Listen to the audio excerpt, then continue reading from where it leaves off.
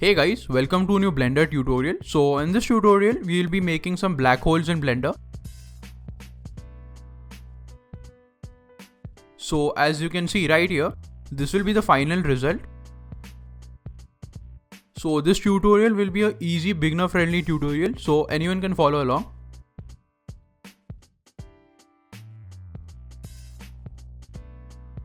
So the first thing that I'll do is I'll select the lamp.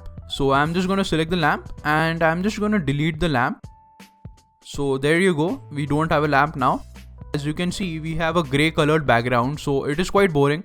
So we'll replace this grey color with a HDR image. So I'll just go to my world settings and under the color, I'm just going to select the environment texture. I'll leave a link down in the description so you can go there and you can download the environment texture. And I'm just going to open up my environment map. And as you can see, we have a cool space environment. So it already looks quite cool. Now we'll make our black hole. So for the black hole, I'm going to use a basic UV sphere. I'm just going to hit Shift A and I'm just going to add a basic UV sphere. Okay, now I'm just going to change my viewport to the shading tab. And as you can see, the sphere is a bit flat, so I'm just going to go under Object and Shade Smooth. I'm also going to give my sphere a subdivision surface modifier. You can leave it on the default settings and you can apply it. Okay, so now we have a smooth sphere. I'm just going to make a new material and you can rename this material to whatever you like. So by default, we have two nodes right here, the principal BSDF and the material output. So we'll not need the principal BSDF. So I'm just going to select that and press my delete key. And I'm just going to hit Shift A and under the shader, I'm going to add something called a refraction BSDF shader. So this is similar to the glass shader. I'm just going to connect that into the surface. And as you can see, our sphere turns into a ball of glass. I'm going to add one more thing. I'm just going to add a layer weight.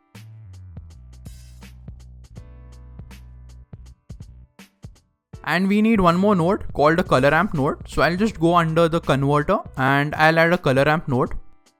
Okay, now I'm just going to connect the facing of the layer weight into the input factor of the color ramp. So IOR is nothing but index of refraction. So it defines the angles of refraction. So I'm just going to connect the color of the color ramp into the IOR. So this is quite important. And as you can see, the moment you do that, our sphere turns completely black. Now I'm just going to go to my layer weight node and I'm just going to increase the blend until I get something that looks like a black hole. So about 0.9 looks good. So you can play with this blend factor. So as you can see, we get a cool black hole material. Now you can play with the sliders of the color ramp and you can increase the size of the black hole. So at the moment, our skybox is a bit static. We can't change the color of the skybox and we can't rotate the skybox. So in the shading tab, I'm just going to change my object to world. And as you can see, these are the world nodes. In order to rotate this background, I'll add a node called a mapping node. So a texture mapping node. So the mapping node gives us the functionality of rotating, scaling and positioning the skybox. So I'm just going to connect the vector of this mapping node into the vector of this HDR image. And I'm just going to add one more node called a texture coordinate node. So just search for texture coordinate and I'm just going to connect the generated output into the input of the vector mapping node. So now you will be able to rotate, scale and play with all the transforms of the skybox. Now I'm just going to add one more node called a hue and saturation node. Now this is quite self-explanatory. You can just pop this right here.